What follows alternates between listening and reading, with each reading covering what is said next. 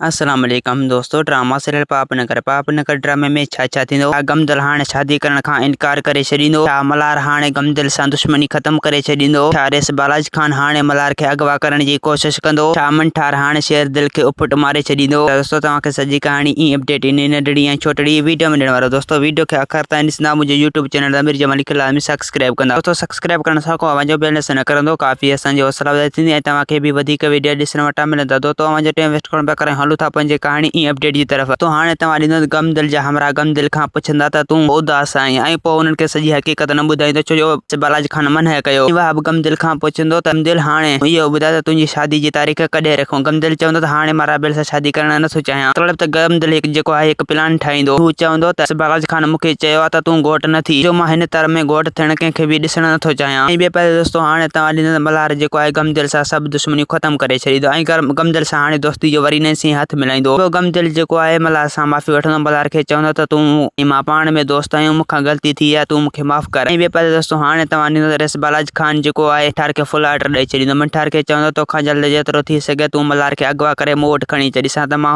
राबेल सां कीअं थो शादी करे ऐं राबेल खे कीअं थो पंहिंजो बणाए। मां उन खां सभु हिसाब किताब पूरा कंदुसि। मंठार चवंदो त हा रेस बालाजी खान बस रुॻो तव्हांजो हुकुम खपे। मां इन मंठार खे त ईअं तव्हांजे पेरनि जे अॻु झुकाईंदुसि जो उहा आईंदा यादि रखंदो ऐं उनखे अहिड़ो सबक़ु सेखारींदुसि। ऐं ॿिए पासे दोस्तों हाणे तव्हां ॾींदो त मंठार जेको आहे रेस बालाजी खान खे चवंदो तूं हाणे मूंखे ऑर्डर ॾे त मां इन शेरदिल खे पूरो कयां। ऐं ॿिए पासे दोस्तों हाणे तव्हां ॾींदो त शेरदिल जेको आहे मंठार सां मिलंदो। मंठार खे चवंदो त अगरि जेकॾहिं पंहिंजी ज़िंदगी प्यारी आहे त पोइ मूं वारे रस्ते तां हटियो वञ। जेकॾहिं आहीं त तूं मूंखे हिन रस्ते ते नज़र आहीं त पोइ तोखे मुंहिंजे हथां केर बि न बचाईंदो। मंठार चवंदो त अॻे बि तूं मुंहिंजे हथां बची शेरदिल हाणे तूं कॾहिं बि मुंहिंजे हथां न बचंदे छो जो मूं इहो वाइदो करे छॾियो आहे त तोखे हर हाल में मारींदुसि। ऐं ॿिए पासे दोस्तों हाणे तव्हां ॾींदो त मिठिल खान जेको आहे घणो परेशान हूंदो। हू दिलि खां पुछंदो त दिलि हुनखे साफ़ इनकार करे छॾींदो मां शादी करणु नथो चाहियां। दोस्तों उमेद त कहाणी इहा हूंदी मूंखे पसंदि असांखे ॾींदा हाणे जा त वरी तव्हां सां मिलंदासीं के नई वीडियो में। जैसी पंहिंजो ख़्यालु रखंदा। ख़ुदा हाफ़िज़।